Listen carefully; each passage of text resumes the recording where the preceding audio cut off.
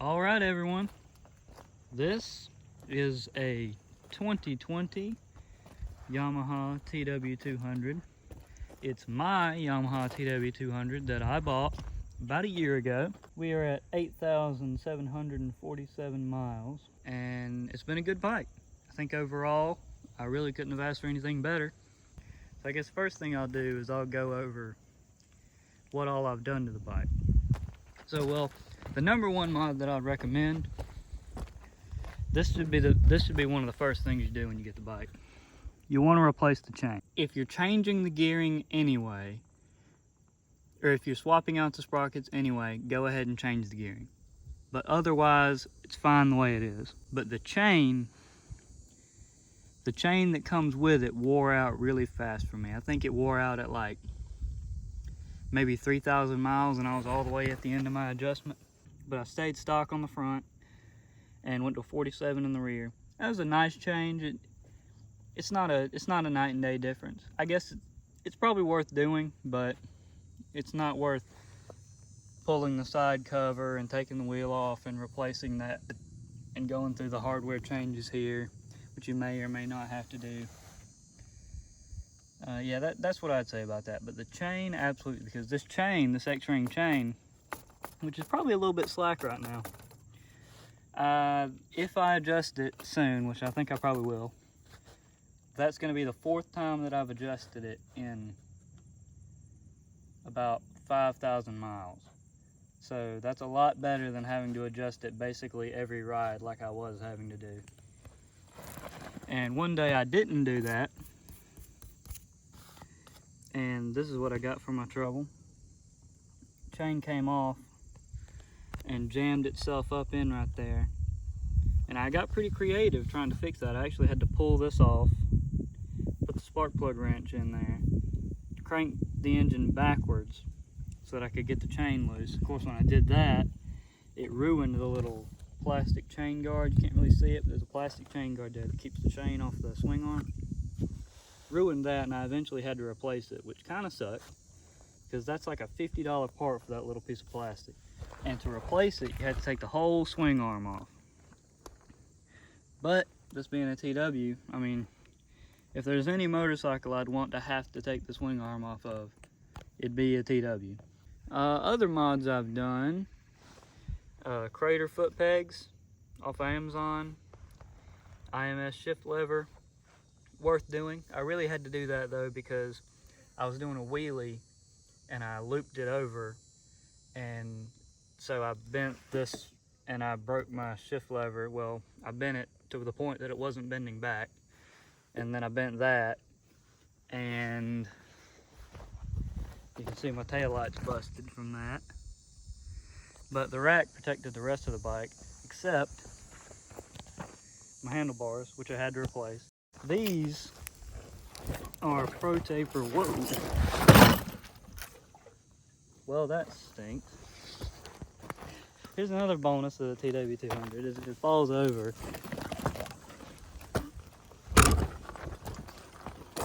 you can pick it up with an iPhone in your other hand. So if that's a selling point for you, there you go.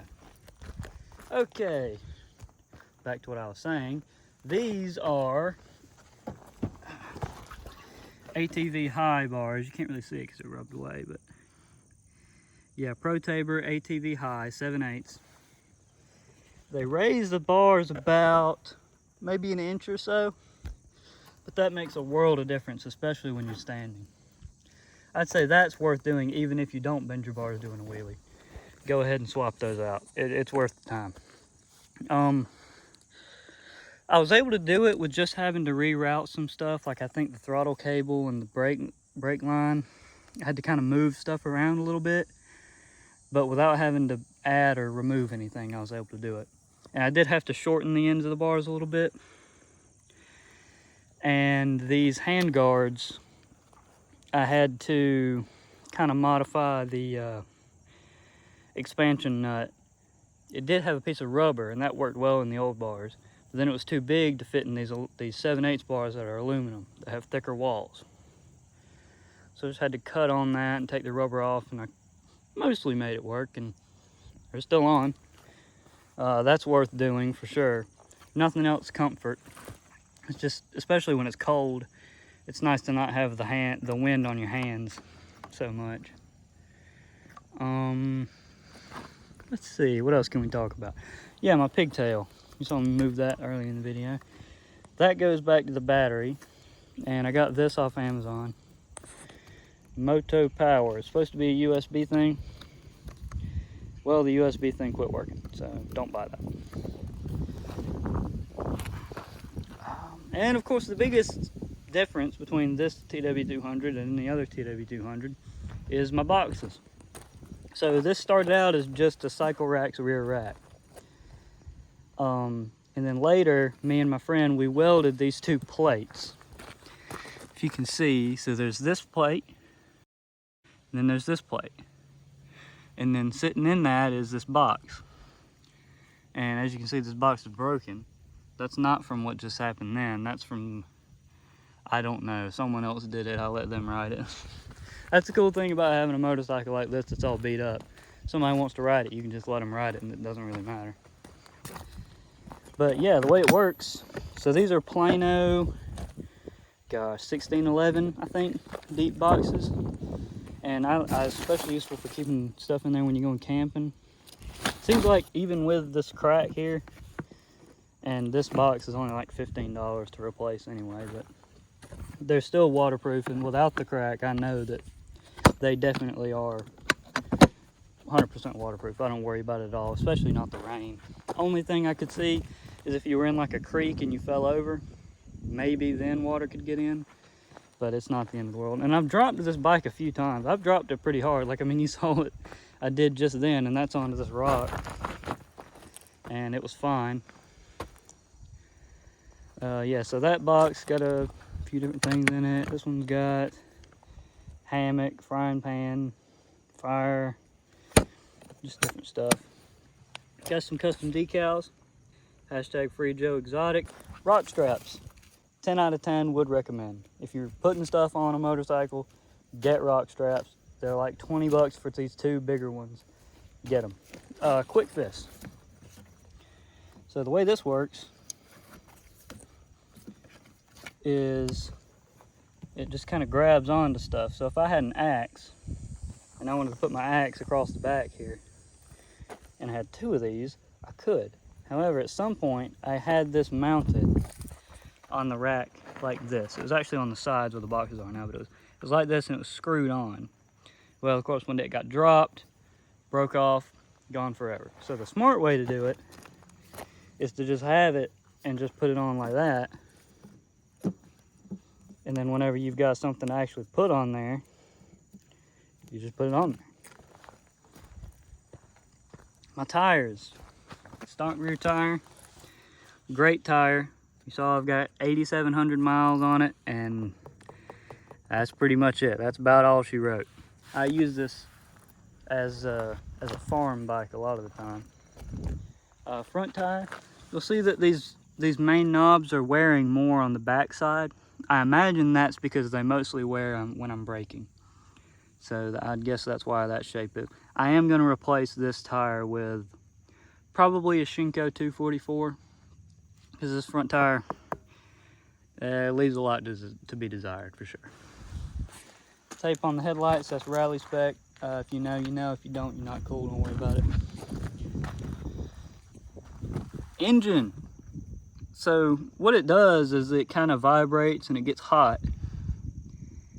And apparently it makes horsepower too. At least that's what the manual says. It's supposed to be 14.8.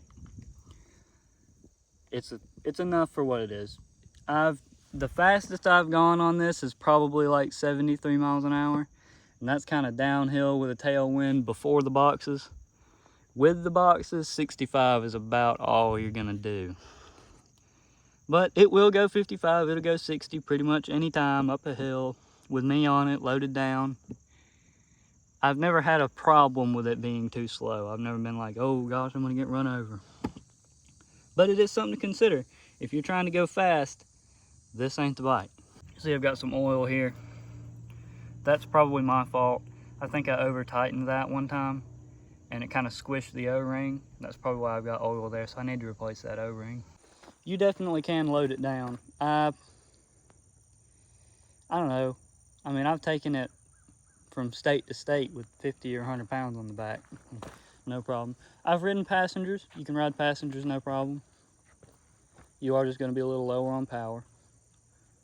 But it definitely can be done. Even with my boxes, I can do it.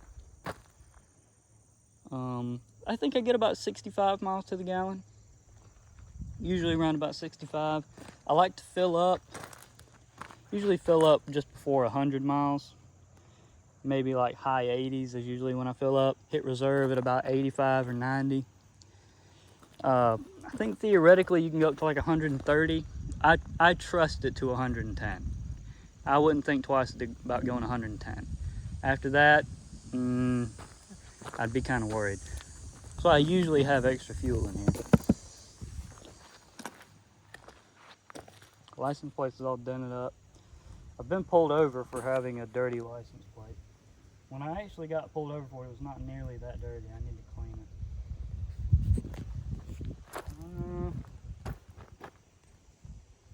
I mean, I guess that's it. That's pretty much everything.